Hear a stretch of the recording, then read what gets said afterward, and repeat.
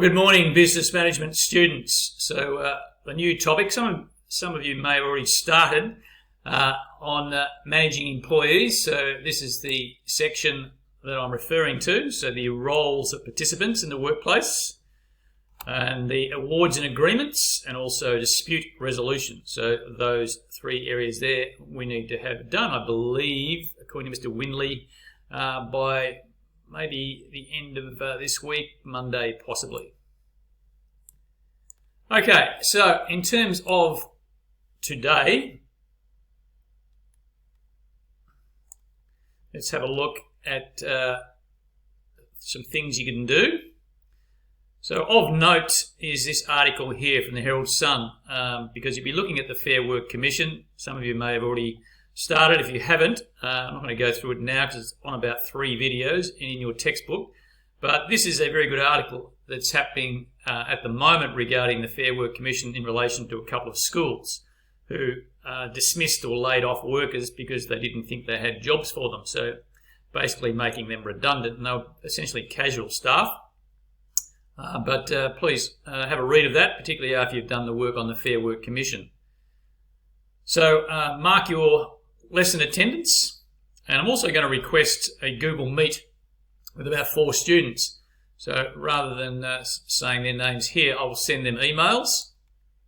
Please all check your emails today to find out what time I would like to have a chat with you. The work that was done, I've given most of you feedback, so the 10 questions, which was fairly good.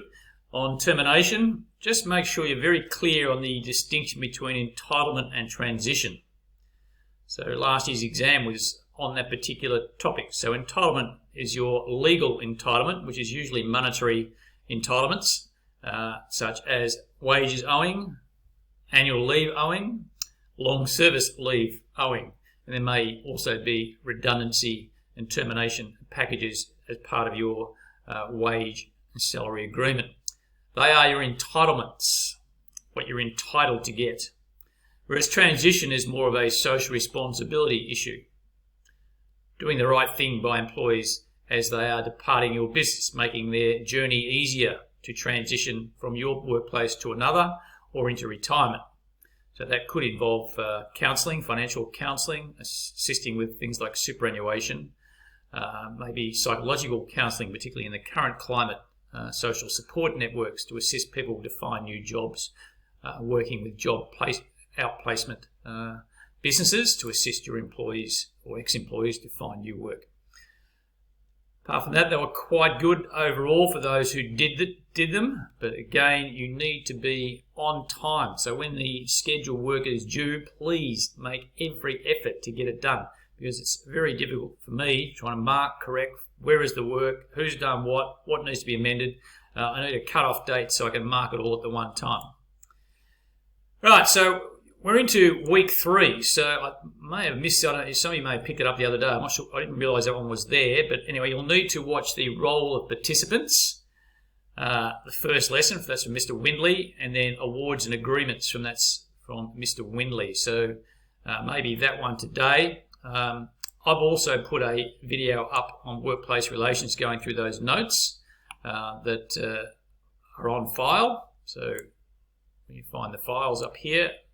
The class notes for employee relations are there, which matches those. Now, I've just given a bit of a snapshot and summary, different take on it, so feel free to have a listen to that one as well. The Ed Rollo down here is excellent, so he does a terrific job of going through it quite slowly. So it's quite a long video, but I would definitely recommend that you watch that one. So it explains it in very good detail about the different issues. It's a tricky topic, one that a lot of students struggle with when looking at past exam performance, particularly wage agreements. What's the difference between awards and collective agreements? A lot of students struggle with that distinction. Also the role of the Fair Work Commission, so centralised versus decentralised, where there's collective bargaining or enterprise bargaining done at the workplace. So please watch that. You'll notice I've got a link here to the questions Mr. Windley has put up for the workplace relations, which is the current topic. So at this stage, I would expect to see responses to that completed on Google Forms by, let's say, next class would be Monday. So let's make it Wednesday, right? So I want to see all those by Wednesday. Okay, so that should cover you all for today, and certainly cover you for tomorrow's double as well. Right, so just going over that again, you've got my video, you've got Mr. Windley's videos, which are role of participants, awards and agreements, and you've also got the Edrollo, you've got the Google Forms, right? Plus you'll be directed towards textbook questions as well. Right? So it's not an easy area, so it will require you to put in a lot of effort and concentration to understand the key terms that are applicable to this particular area of study.